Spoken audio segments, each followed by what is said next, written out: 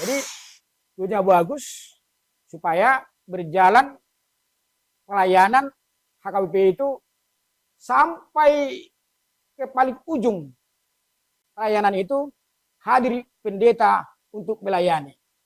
Selama ini kita lihat apalagi di suatu kampung paling ujung itu mungkin satu pendeta melayani 13 pagaran.